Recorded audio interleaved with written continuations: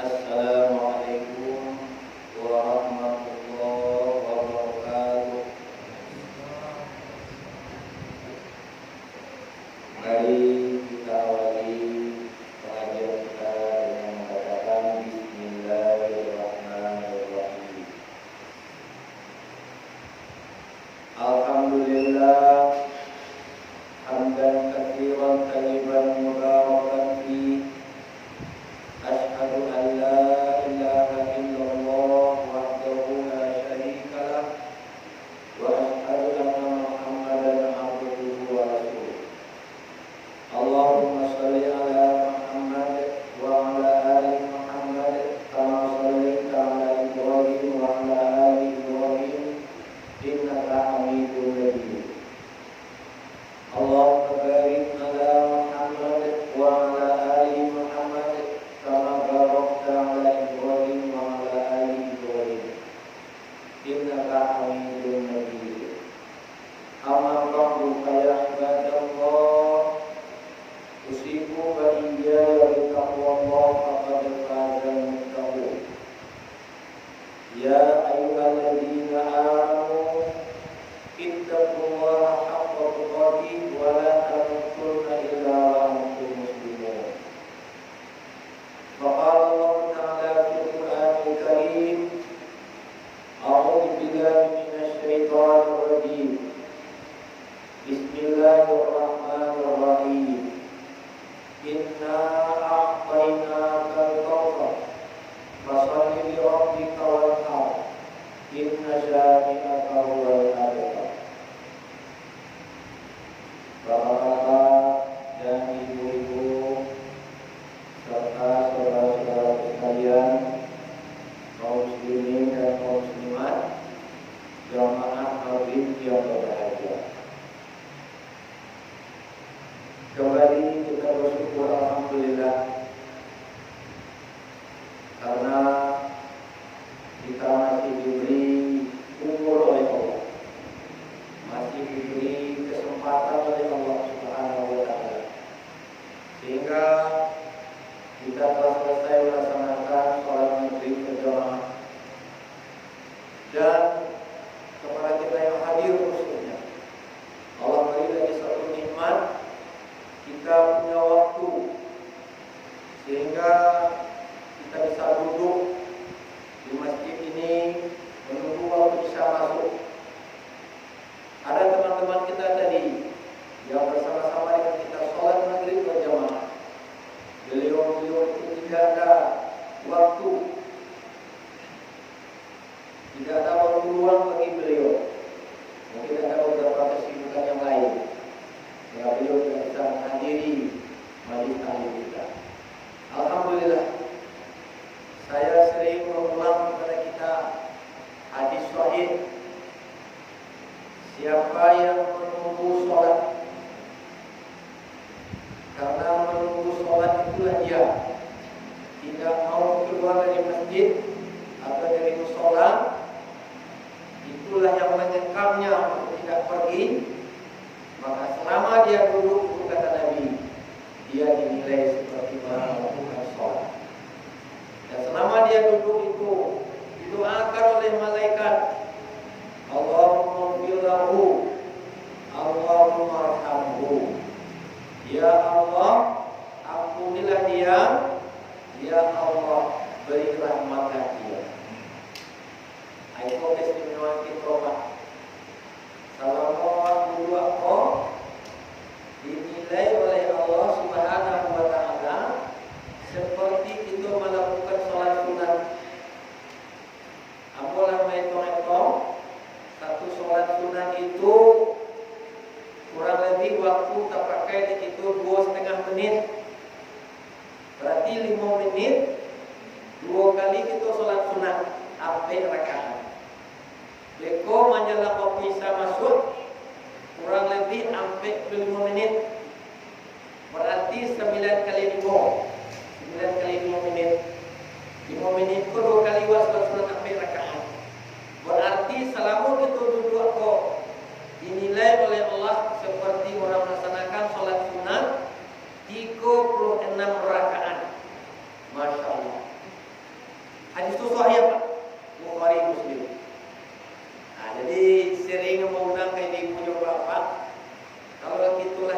di musaji, kok dapat jam pulang balik. Itu tunggulah waktu Isya. Duduk saja kita nyoba. Kita baca-baca Quran, kita ulang-ulang hafalan awak. Atau bagi ibu juga bapak lain pamono, kita baca-baca terjemah sampai waktu Isya masuk. Itulah dinilai kita solat sunat 36 rakaat paling kurang. Ditambah lagi itu pahala dengan membaca Al-Quran. Satu huruf kita baca Al-Quran itu pahalanya 10. Bayangkan bapak sekalian. Apa sering ambo menyampaikan ke jemaah kalau itu adalah gaib-gaib. Itu carilah amal ringan, pahalanya besar, hadisnya sahih. Ada orang mengeces lain itu namanya beramal cerdas, beribadah cerdas. Amal ringan, hadisnya sahih, pahalanya ada. Karena pernah nyoba sampaikan ke ibu bapak, solat subuh umpamanya. Kata Nabi, siapa yang solat subuh berjamaah, duduknya berzikir sampai beko matahari tabi, lewatkan kurang lebih 20 menit dari syuruk. Syuruk itu matahari tabi.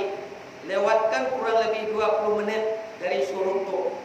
Solat 2 rakaat, maka pahalanya kata Nabi seperti haji dan umrah, sempurna, sempurna, sempurna.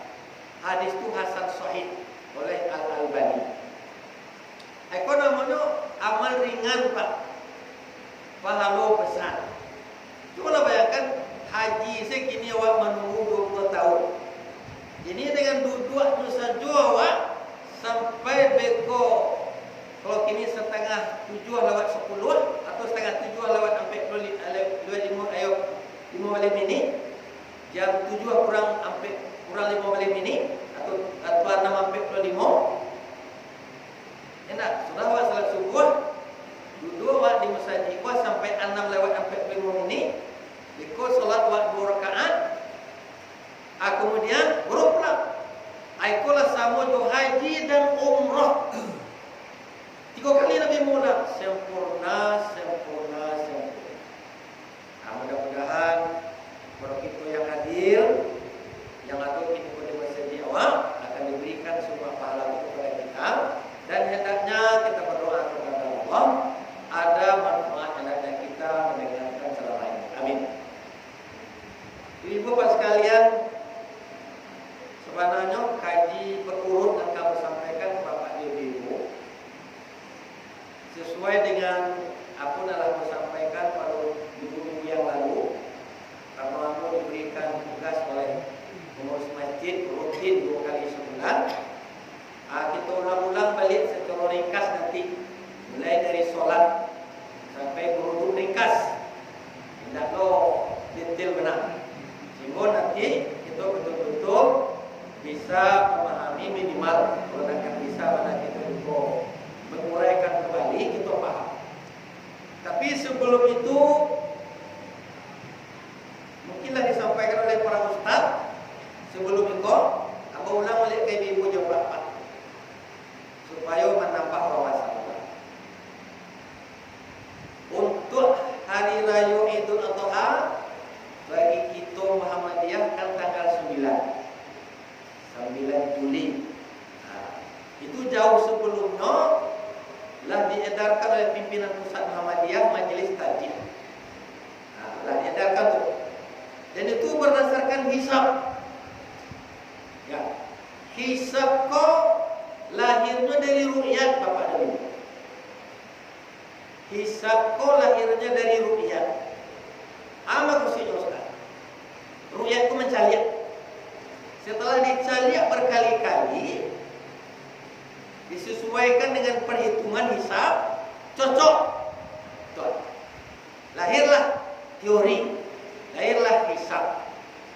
Dan hisab pun tak pernah meleset. Tepat. Termasuk umpamanya solat gerhana. Kan jauh sebelumnya lah diumumkan depan Bapak. Tanggal sekian, bulan sekian, tahun sekian, jam sekian. sekian, malah detik sekian akan terjadi gerhana matahari total. Itulah diumumkan.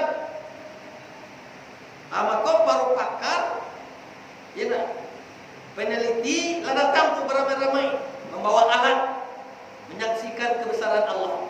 Tepat. Jadi nampak hari raya tanggal 9 Juli itu betul. Dan itu menggunakan hisab perhitungan yang tidak pernah meleset. Ini yang mau sampaikan saya lain. Nama hari tanggal 10 betul tak? Abang mampu dua betul tu Ustaz. Biasanya betul kan cik. Bapak mau sampaikan demikian kepada itu. Kalau kita nak kita luaskan seketik wawasan akan terjadi namanya perpecahan. Kalau masing-masing mengklaim orang nandak sepanapnya ini salah, terjadi orang nan bari raya tanggal 10 baginya tak kawat keluar kecil salah. Pasti baginya kawat.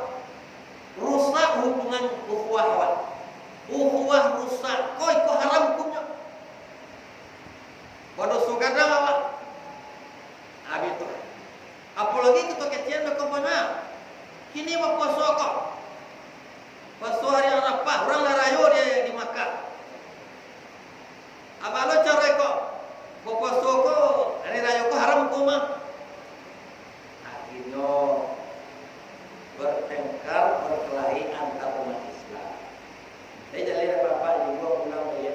Sebabnya dulu Sunan Okronye menyampaikan pengajian kawan tentang bagaimana memecah belah umat Islam, sehingga Belanda bertahan 350 tahun di Indonesia.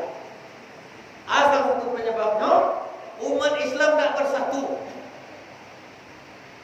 Dahulu bapak dan ibu, terutama Muhammadiyah dan NU, itu memperbesar benar semua proyek, sehingga tak pernah bersatu awak. Selagi awak tak bersatu, nyoba tenggek di sini, manam. Dan mereka tu yang tak siapa dapat jawab tu bapak dan ibu, nyo tak karena mau berubah dah. Nyo kuat tu di nyo pendirian. Jadi apa sikap kita? Kita berikan keluasan kayaknya. Kan bertoleransi awak. Sepanjang inyo beribadah ada dalil, silakan. Ini mau uraikan seketik. Ba'amu kota ke 10 tu 4 juta. Ada hadis mengatakan, kata Nabi,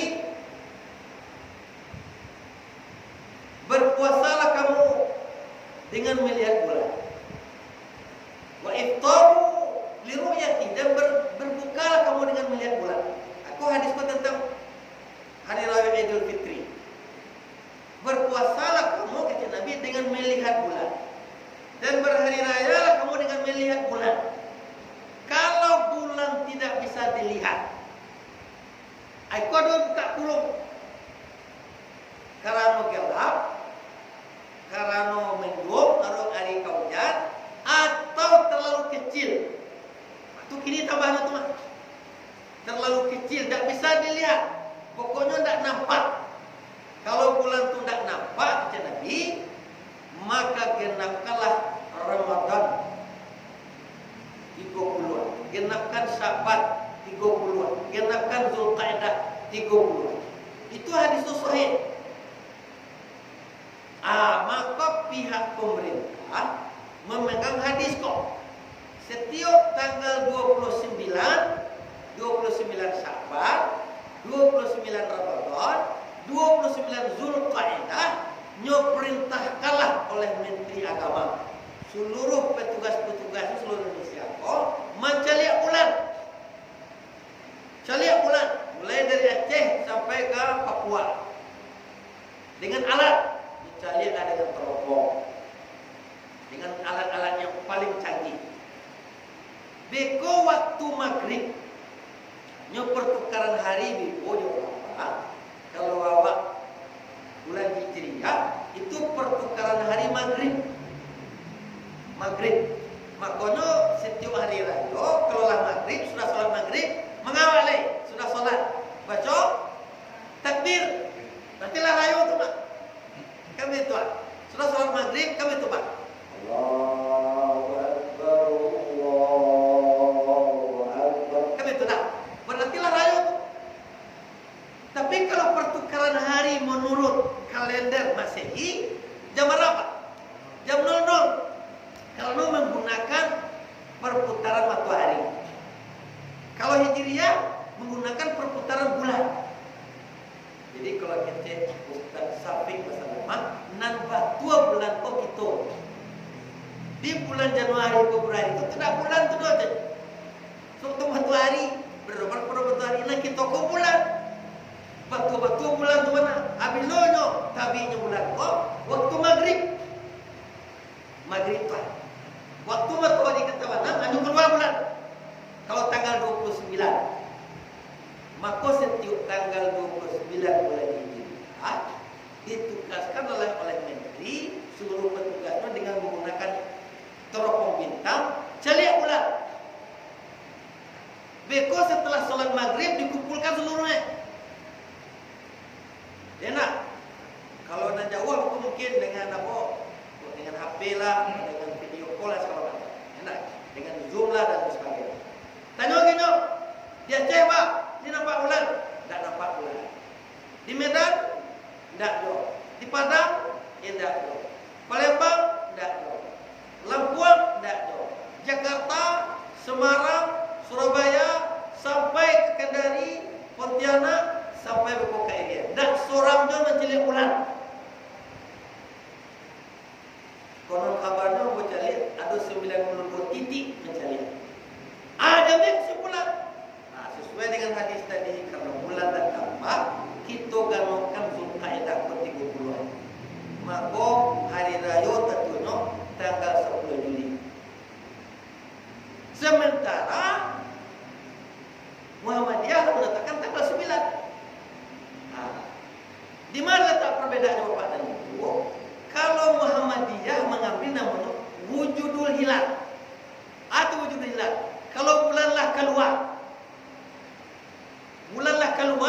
berartilah tiba bulan baru. Tapi bulanlah keluar, kalau di bawah 3 derajat, tidak nampak. Jadi lihat apa? Kalau Pak Cali ada kalender kalau ada di kalender Muhammadiyah, tidak. Kalau ni kecian bekok, hilal di bawah 3 derajat atau 2 derajat setengah, itu pasti berbeda waktu Pak. Apalagi bukan namanya kecil sinan, Pak Cali saya bukan kalau ada puasa bulan Ramadan tahun 2023, Pak Cali ada sinan. Barang hilal kecilnya. Kalau 1 derajat 50 menit, itu pasti berubah Pak. Pasti berbeda Pak. Sebab kalau di bawah 3 derajat hilal tidak nampak. Inilah dok. Bulan itulah dok tapi tidak nampak. Tidak salah lo Pak mengician. Patah tadi yang telepon nama dari beberapa hari. Ala kadang bulan Ustaz batua. Tanggal sampai balik udah bulan purnama. Batua. Memang bulan tu lado bulan. Tapi tidak nampak. Sementara hadis mengatakan kalau tidak nampak bulan, ganukan Zulkaidah 30. Akan betul itu. Yang tidak nampak juga mungkin karena ada mendung atau karena ada ketek tadi. Bakun nambah hari raya tanggal 10 Juli batu tu karena bulan pun tak nampak walaupun melado tak nampak kecil Nabi kalau tak nampak apa so ganokan Zulkaidah 30. Jadikan hari raya di tanggal 10. Itu dalil bagi pemerintah maka hari raya tanggal 10 Juli. Kemudian dalil yang kedua Bapak dan Ibu. Ada namanya Al-Lajnah Ad-Daimah. Apa itu Al-Lajnah Ad-Daimah? Majelis Fatwa Saudi Arabia. Sama juga MUI Dawapa. Kalau di Siko namanya MUI. Kalau di Saudi Arabia namanya Al-Lajnah Ad-Daimah. Apa fatwanya? Fatwa Al-Lajnah Ad-Daimah. Untuk penentuan 1 Ramadan, penentuan 1 Syawal, penentuan 10 Zulhijjah. Apa?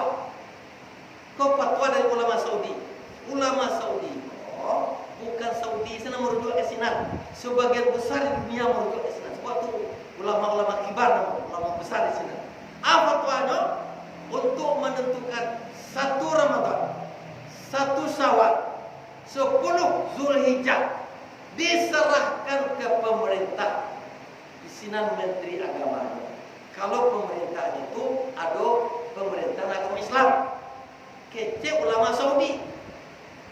Kalau negara itu negara Islam seperti Soviet, seperti Cina, seperti Amerika, kan itu diserahkan ke Islamic Center di sini, atau kelompok ulama yang ada di sini. Nyubuh sebuah organisasi di sini di Islamic Center, nyufatwakan beko ikut itu. Kita siapa? Kita Majelis Fatwa Saudi Arabia. Namanya Lajnah Ad-Daimah. Yang ketiga, MUI. Lembaga MUI itu membuat fatwa. Ada fatwa MUI, ada MUI. Di MUI kok bernaunglah di sini. Ada Muhammadiyah, ada MUI, ada Pertinya, ada Persisnya, seluruh organisasinya adalah fatwa MUI. Penentuan 1 Ramadan, penentuan 1 Syawal, penentuan 10 Zulhijjah diserahkan ke pemerintah sekiu Menteri Agama. Gunanya akan itu supaya masing-masing itu nama-nama ambil pendapat tadi supaya kue lo dalilnya kan. Bukan berarti bapak dan ibu dan ibu Muhammadiyah ragu kan aku. Itulah kenapa demikian? Karena ini namanya ruang ijtihad. Itu mengko tidak pasti karena ruang ijtihad. Tetapi kalau hukum Islam itu yang berpedoman Quran dan Sunnah itu pasti, hadisnya pasti. Tapi kalau ruang ijtihad, apa itu ijtihad? Ijtihad artinya para peneliti, para pakar sesuai dengan ilmu, ini mengambil keputusan. Itu namanya ijtihad. Contoh coba. Ini Muhammadiyah kan mengambil satu keputusan. Salat subuh diundur 8 menit lagi. Kami itu Pak. Itu ijtihad. Sementara dari Kementerian Agama tetap bersikukuh. Sudah betul gitu. Yang lama itu sudah betul. Tidak perlu lagi diundur 8 menit. Maka ada namanya itu tasawuf. Silakan itu berpendapat. Dan bagi Muhammadiyah kalau nyolah meneliti, ada lo pakarnya di sini, dan nyobuek lo satu kata, silakan. Ada kata Nabi. Kata Nabi. Siapa yang berijtihad? Tapi nak berijtihad kau Pak para pakar dakwah. Orang yang punya ilmu tadi, punya kompetensi di bidangnya, kami itu. Berijtihadnya, bersikukuhnya, yakinnya dengan ilmu kebenaran ilmunya itu. Ternyata ilmunya kau salah, dapat pahala sih. Siapa yang berijtihad, ternyata ijtihadnya betul, dapat pahala 2. Tak salah apa? Jadi kedua-duanya diberi penghargaan oleh Rasulullah SAW. Bagi kita Pak, kalau kita ada ijtihad namanya, kita mengikut kepada para ulama, para pakar dalam berijtihad tadi. Nama menurut awak, hati awak yang tenteram. Lah tahu awak kedua dalilnya, kami tu paham. Kami tu lah kita ketahui kita cari ada dalil kedua belah pihak. Kita mengikut mati awak nana. Dengan tidak menjelekkan orang yang tak sepaham. Kami. Jadi mungkin Pak nanti dalam masjid, Pak ada mungkin nanti tanggal 10 ada tanggal 10 ada. Ibu ada tanggal 10 hari. Nah, tanggal 9 hari. Ibu tetap tidak ada akan memang ini. Tanggal 9 hari. Alhamdulillah. Itu benar. Karena setiap hari ini soal kita kan pakai hisab nih. Kami tahu pakai hisab. Sebenarnya sholat subuh masuk itu belum. Waktu fajar dah. Ini pernah kita mencari fajar keluar. Hendak ada orang dah. Kan India saya cari aja dah. Dicari alamat. Harus dilihat keluar mah. Maaf fajar. Beraka repot awak. Because waktu sholat zuhur, bila waktu zuhur masuk, tergelincir matahari. Anak tergelincir kamu. Kalau tengah hari awak keluar, kau balik keluar sekete. Walatan benda betul. Enak tengah nurui. Kalau nak dua bayang-bayang dulu. Itu nak boleh solat dulu. Itu berarti matahari dah tengok. Ya nah. Beko mencondong seketik ke barat. Condong seketik nampak itu tergelincir baru masuk waktu zuhur. Di waktu zuhur masuk pun tergelincir matahari. Makanya kecil Nabi ada 3 saat yang tak boleh solat. Pertama waktu matahari ke tadi. Yang kedua waktu matahari tagak tali dah tengok. Itu tak boleh solat. Yang ketiga waktu matahari ke tawanam. Kita sampai 3 minit menjelang. Itu tak boleh solat. Tapi kalau tak tawanam, masuk waktu maghrib kami itu. Dia dan tengah hari kami itu. Orang letakkan benda seperti itu. Ya dah. Itu tak ada bayang-bayang. Itu lu boleh solat. Beko nampak bayang-bayang seketik arah ke barat. Baru tergelincir. Kalau setiap waktu itu beralah kerepotnya. Ya dah. Waktu asar masuk belum? Kalau bayang-bayang sepanjang benda. Wah. Awak letakkan benda. Wah. Gua bayang-bayang. Ali sepanjang benda aku bayang-bayang. Kalau masuk asar mah. Setiap waktu seperti itu beralah repot. Ya doa itu dah. Dah. Ada cari asal kalender hisap. Itulah pedoman Muhammadiyah. Nalah kita pakai 5 kali sehari semalam. Kan gitu. Jadi itu benar. Dia dengan catatan kita tidak menyalahkan orang dan berpedoman kepada tadi. Ya nak, sehingga terjadilah persatuan. Sama aja kunut. Kita tidak kunut dan kita cuma orang yang berkunut. Imam Syafi'i berkunut. Imam Syafi'i itu 10 tahunnya lah hafal Quran. Kalau ibu Imam Syafi'i itu gini ya, luar biasa ulama besar. Tapi kada nampak ko ibu dia. Ibu beliau gini ya, mungkin mengikut Imam Syafi'i. Makanya Indonesia dan ASEAN ikut Imam Syafi'i. Kan betul. Sebagai besar negara dunia ko Imam Syafi'i itu. Imam Syafi'i berkunut. Awak ada berkunut dah. Kan betul. Maka dua-duanya kita hargai, kita hormati sesuai dengan pendirian kita masing-masing. Kami pun. Baik. Tadi yang mau padunya bertanya kamu, Ustaz, bagian hari raya tanggal 10 Ustaz. Awak kan puasa tanggal 9. Lisa puasa Ustaz. Kalau hari raya di Makkah mah, selalu Makkah kau jadi apa? Jadi pedoman. Tadilah keluar ungkapan statement dari MUI pusat. Untuk wilayah Indonesia. Kalau lalu ketetapan pemerintah security agama. Hari raya tanggal 10 bagi masyarakat dan barang tanggal 10 puasa tanggal 9 hari Sabtu itu sah. Benar.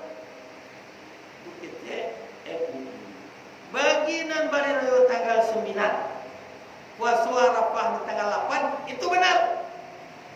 Betul. Jadi umat sekalian terserah kepada itu. Jadi dan buat kita dengan pendirian awak dengan catatan tidak mengklaim orang yang tidak sependapat dengan kita. Dia tidak benar, dia salah, kita saja yang betul, akhirnya berpecah belah. Kalau di Siko tidak terasa dulu. Baiklah ibu ke Jawa, apalagi ke Jawa Timur.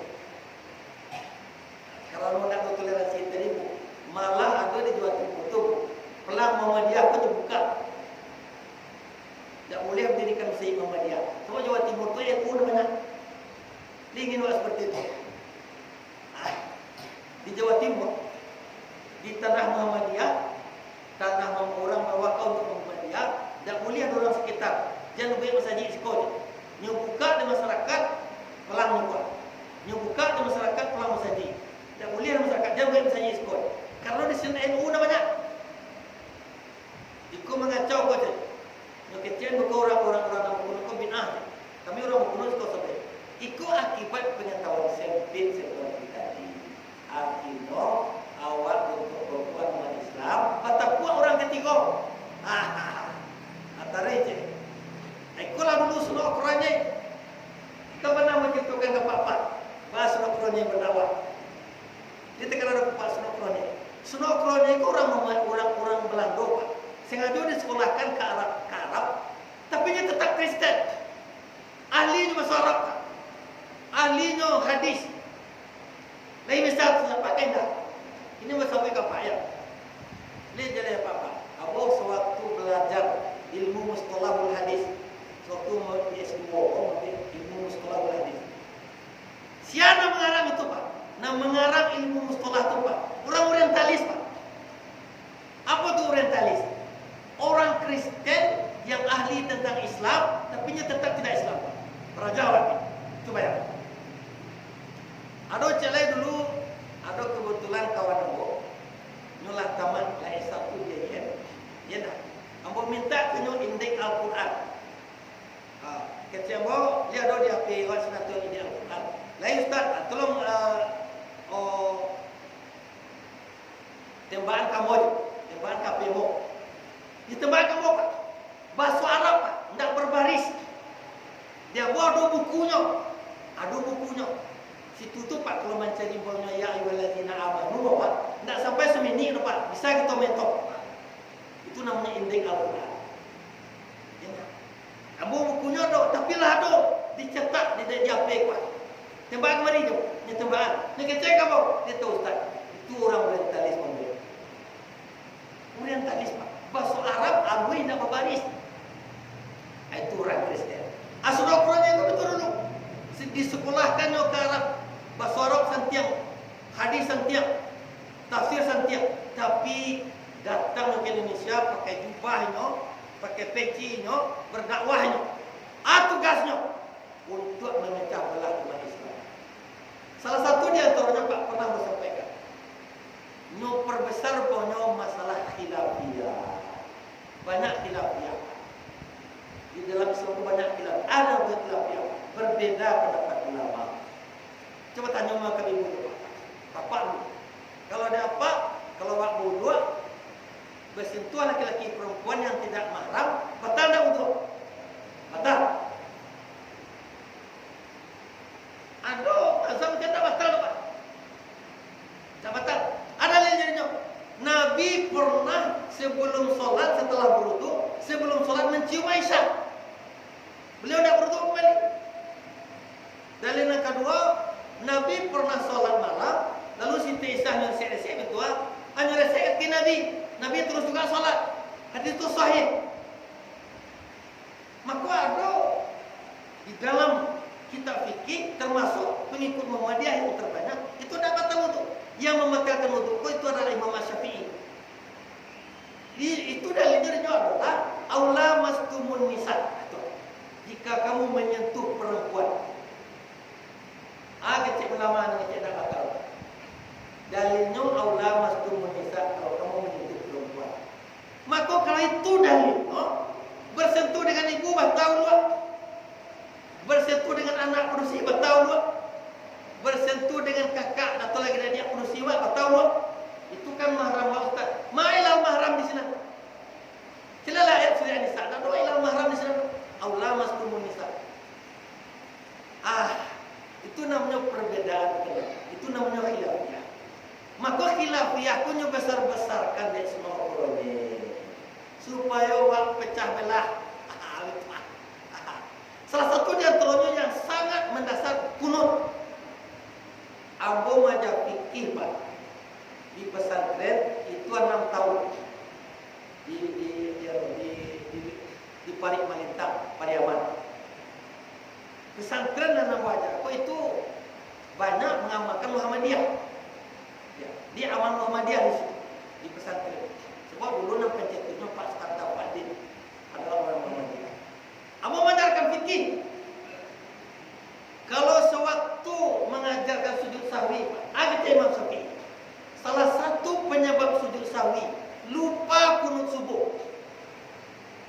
Itu diajarkan Pak, mulai dari ibtidaiyah, sanawiyah, aliyah sampai ke perguruan tinggi. Sebab nan membuat kurikulum sekolah agama ke siapa? Kurang Kementerian Agama. Kurang Kementerian Agama ke siapa? Kebanyakan NU. Nah membuat kurikulum pelajaran agama itu orang Kementerian Agama. Orang Kementerian Agama kok sebagai misalnya orang NU. Orang NU kok pengamal mazhab Syafi'i. Maka di studi kecil sialan lupa kunut subuh. termasuk salah satu penyebab sujud sahwi. Lah 3 tahun ambo di sini majang, kemudian adalah datang waktu itu salah seorang buya dari Majlis Takjid datang ke pondok, kecil pimpinan pondok, Ustaz, awal dia lah ibu kamu yang apa Ustaz? Beliau orang tadi nama. Dia kecil ambo, Ustaz, rasulnya fikih senangnya apa tidak saya kira. Ialah dulu, berganti berjam. Salah satu di antaranya Pak, mukecian, cubalah kita Muhammadiyah mengecian kunut bid'ah. Ikut diajarkan ke anak TK, ke anak sanawiyah, anak SMP, ke anak SMA. Lupa sekunut subuh, itu tambah sujud sahwi. Anak awak sekolah di sanawiyah, walaupun sanawiyah Muhammadiyah, walaupun aliyah Muhammadiyah, kalau ada ujian beko, nah, sebab sedap sujud sahwi, tidak disahwikan awak lupa kunut subuh salah. Begitu Pak. Sebab kecil Imam Syafi'i siang lupa kunut subuh tambah sujud sahwi. Hanya sampai kelas di sana kok, di sana proyek. Nan sujud sahwi kau nak diketahui bapak ibu selama kau ketinggalan dan wajib dan sunat. Kau nak menurut ilmu bapak selama bapak. Dan ditambah sujud sahwi kau meninggalkan yang sunat dan yang wajib. Kalau nak tambah sujud sahwi berarti bahas sholat awal. Tidak sah kami tuan. Umpamanya rakaatnya pada dia, kami tuan. Rakaat kurang kami. Tidak tambah sujud sahwi berarti sholat itu tidak sah. Kecil Imam Syafi'i. Siang meninggalkan kunut subuh berarti meninggalkan yang wajib. Kalau meninggalkan yang wajib berarti tidak sah solat. Kalau tidak sah solat masuk neraka. Iko paitnya para Muhammadiyah. Muhammadiyah berpendirian kunut subuh ko bid'ah. Ba'am ko bid'ah. Sebab hadis yang digunakan untuk kunut subuh ko dhaif. Hadis lemah. Hadis lemah, tidak bisa digunakan untuk penetapan hukum. Boleh, ada yang katakan hadis lemah. Yang katakan hadis lemah, kau maksud? Bukan Nabi yang lemah, tidak. Orang yang mendengar, kau salah dengar, itu hadis lemah. Tidak itu sebenarnya ada kecil Nabi, itu hadis lemah. Salah dengar orang lemah. Bukan kecil Nabi yang salah, nak. Orang yang mendengar, kau yang salah, itu hadis lemah. Atau paman orang mendengar, kau nyupa lupa. Atau orang yang mendengar hadis kau ini agak paduto.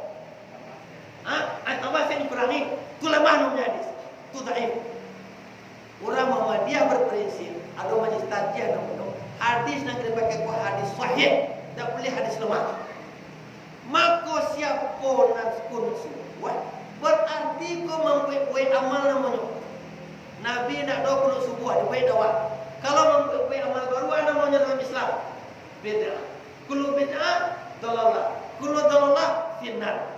Setiap bid'ah kau sasek, setiap sasek kau dalam neraka. Lah mantaplah orang Muhammadiyah kau. Aku coba satu kali solat ada anak berdua hadir di situ. Ya tak, anak berdua hadir di situ. Sewaktu solat subuh, nyo mantapnya pengajian petang. Ustaz yang pertama, ustaz dari NU atau dari Bati. Ini disiapkan yang pengurus masjid. Ustaz, betul kajian tentang subuh sekolah. Uraikan tu Ustaz. Dah jalih mana Ustaz? Supaya jemaah jalih. Diuraikan di Ustaz dan tadi. Di Ustaz dan terkina NU tadi.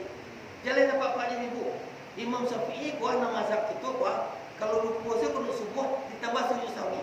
Berarti orang nak kunut subuh Pak, meninggalkan yang wajib.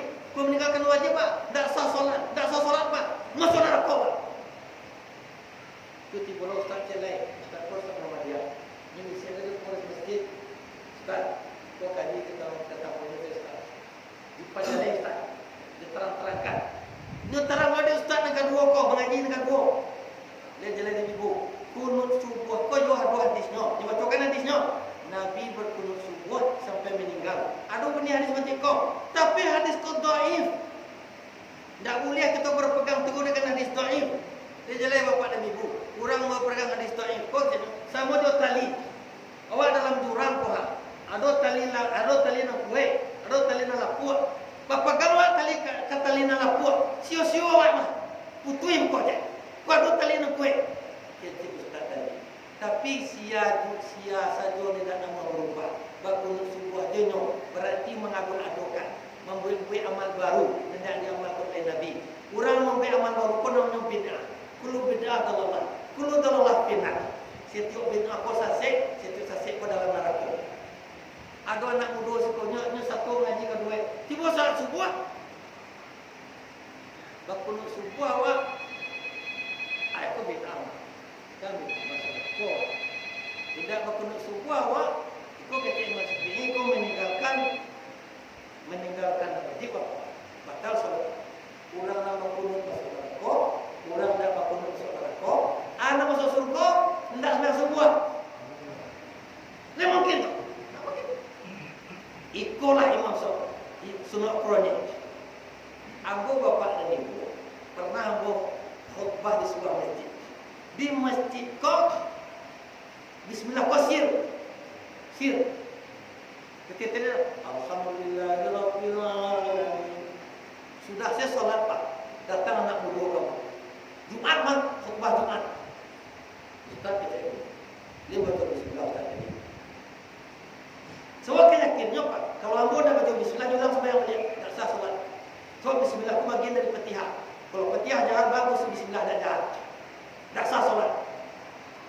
Ambo sebelum itu bertanya lah tahu. Sebelum menjawab pertanyaan anda, kalau menurut pendapat anda, batal suami imam, batal tak suami imam? Ya Ustaz. Itu pertanyaan kamu. Batal solat imam, batal tak solat imam? Ya Ustaz. Okeylah. Ini pertanyaan macam lain. Kalau seandainya awak solat berjamaah, imam solat 2 rakaat, rakaat pertama lapis uluhnya. Masuk rakaat kedua lapis kantunya. Anda harus dilakukan. Oh itu kan imam Ustaz. Jadi anak muda tadi. Tu keluar imam kau, berdua. Tu siapa jadi imam lagi? Imam yang kedua malah yang di belakang imam. Ayat imam yang kedua. Oh apa nyo lagi? Kan solat tadi atau nyulang balik? Oh nyelanjutkan Ustaz. Tapi solat lah batal. Betul apa lanjutkan dia jadi? Urutannya. Tapi anda berkeyakinan tadi. Kalau batal solat imam, solat makmum, ikutnya lah batal solatnya. Itu ulang dari awal balik. Apa boleh lanjutkan solat dalam batal? Ada bisa aja. Karena itu didoktrin Pak. Didoktrin dari guru. No? Kalau solat imam batal solat awal, ulang solat balik. Pernah ada dulu cerita. Jadi nak ustaz kos sangat kental seperti ini, sangat ekstrim. Kalau orang hendak terangah bismillah, tak sah solat. Payah di ke Makkah. Terangah ini imam. Alhamdulillahirabbil alamin. Setiapnya solat di masjid, Pak, nyulang solat balik. Dia ustaz. Nyulang balik. Lalu berapa hari terfikir dia. Mana dia tanya haji. Sebenarnya dia nyulang balik. Baru berfikirnya. Tidak mungkin orang bersalah. Akhirnya nyoba lihat dari Makkah, agak saya ekstrim dulu mulai pengajian ini. Dulunya ekstrim artinya sangat keras. Kalau orang tak terang bismillah, ulang solat. Setelah nyoba haji ke Makkah, ternyata imam Makkah pun ada solat macam bismillah. Setiap solat maghrib isya subuh, ulang sembahyang balik. Dibawa di hotel ulang sembahyang balik tak sah. Itu tarik. Jadi beberapa hari tak fikirnya kalau nanti foto aku nanti sedangkan sembahyang di Masjidil Haram Kopal besar hati bukan DP. Ada kemungkinan ada imam tahu ya kenapa? Ada kemungkinan kau imam bersalah. Ada kemungkinan tak berilmu kan. Akhirnya setelah dibalik ke Indonesia tidak se-ekstrim dalam. Itu artinya khilaf. Jadi Bapak dan Ibu itu seketik tentang masalah penentuan hari raya Idul Adha. Jadi bagi kita nalah bersikukuh dengan fatwa daripada Pimpin Muhammadiyah Pusat itu sudah betul dan itu sudah benar. Jangan ragu awak. Betul juga bagi kawan-kawan kita nanti yang tanggal 10 nyolah benar pula. Adalah pedoman tadi. Tapi tidak boleh jangan ragu-ragu awak. Ambil saja. Nama hati yang terang.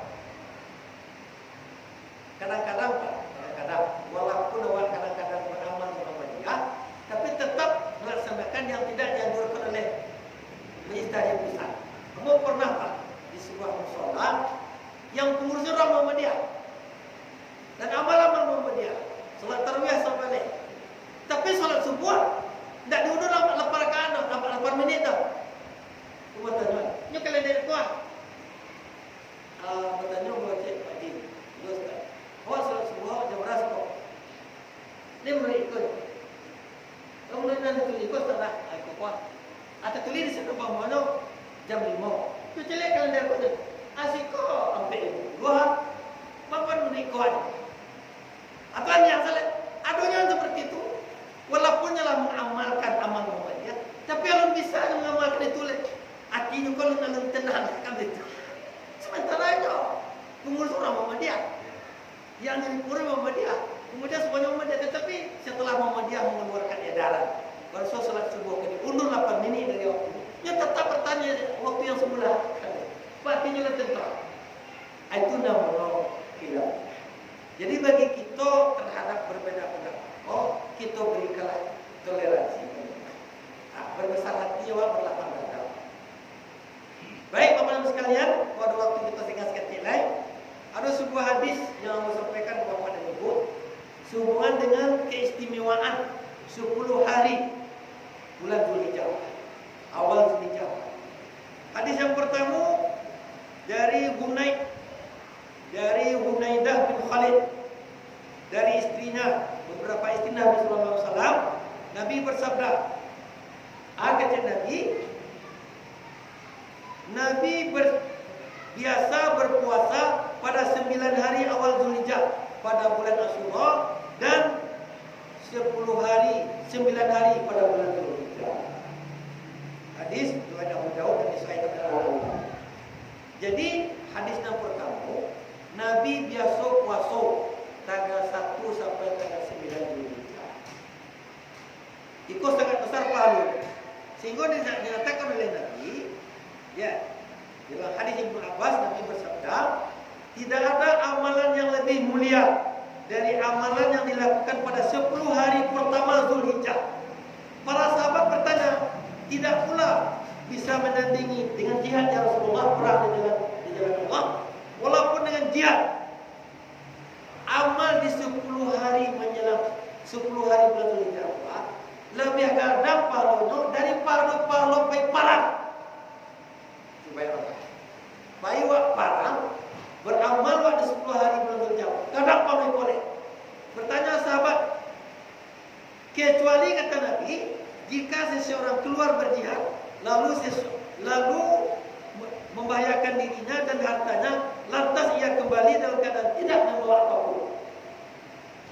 Kecuali kata Nabi, kalau dia pergi berjihad, nyoba hartono, seluruh kekayaannya, tidak balik lagi, tidak mau sebalik lagi. Dia lebih rancak itu. Tapi kalau nyidri balik, baik parang, balik dibandingkan dengan amal 10 hari Zulhijjah, tidak ada boleh. Hadis Bukhari Muslim. Amal sudah pada buat. Kita perbanyaklah amal soleh di 10 hari Zulhijjah. Baik puasa, baca Quran, zikir, solat, kita perbanyak. Sehingga amal soleh di 10 hari Zulhijjah lebih ganda pahalanya, malah dibandingkan dengan jihad di medan perang. Terutama sekali nanti kau nampal yang minimal mana tanggal 9 Zulhijjah. Mungkin Bapak dan Ibu lah membaca atau mendengar selama hari hidayah. Kalau hari hidayah itu beliau agak lebih menekankan kepada lughawi, pengertian bahasa. Kata beliau, puasa tanggal 9 Zulhijjah itu bukan puasa Arafah. Kecil hari hidayah. Tapi puasa hari Arafah itu beda. Di situ kecilnya Saumi Yaumil Arafah, puasa pada hari Arafah. Kalau puasa pada hari Arafah itu tanggal kecil hari hidayah. Mau kita kecil. Tapi kalau puasa Arafah itu memang hukum. Maka puasa tanggal 9 Zulhijjah namanya kecil puasa hari Arafah.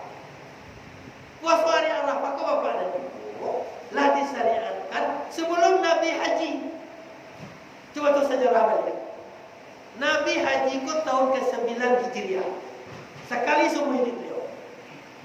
Sementara puasa Arafah kok sebelum itulah dok, tanggal 9 Zulhijjah, haji udah boleh. Jadi salahlah anggapan sebagian orang bahwa puasa Arafah kok sama dengan hukumnya Arafah, tidak. Waktu saudara. Jadi Abu kutip di sini, tanukan kenyo tahun barat Nabi haji, tahun ke-9 Hijriah, tahun ke-8 sudah puasa kah? 9 Zulhijjah sudah. Tahun 8 Hijriah sudah puasa Arafah, kan gitu. Jadi puasa tanggal 9 Zulhijjah pada puasa hari Arafah, puasa tanggal 9 Zulhijjah.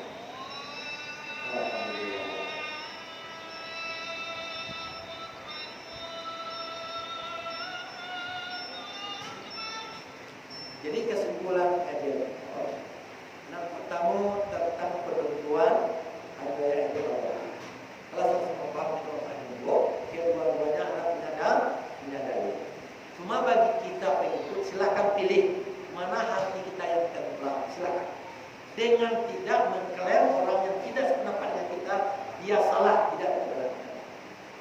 Yang kedua, kita perbanyaklah ibadah di 10 hari pertama Zulhijjah ini. Ini kan masih ada tinggal 4 hari lagi. Kita perbanyaklah salat tahajud, zikir, baca Quran. Alangkah lebih baiknya selama 10 hari ini kita bisa menghatam Al-Quran. Ini bagus. Yang ketiga, yang paling minimal nanti adalah puasa hari Arafah tanggal 9 Juli. Bagi ibu bapak yang hari rayanya tanggal 9 Juli, puasa hari Arafahnya tanggal 8 Juli, hari Jumat lah, Jumat itu lah. Bagi bapak dan ibu nanti yang hari raya tanggal 10 Juli, puasa hari Arafahnya tanggal 9 Juli, hari Sabtu. Kedua-duanya benar insya Allah. Kalau sudah kita yakini, itulah yang kita yakini benar dulu. Terima kasih banyak.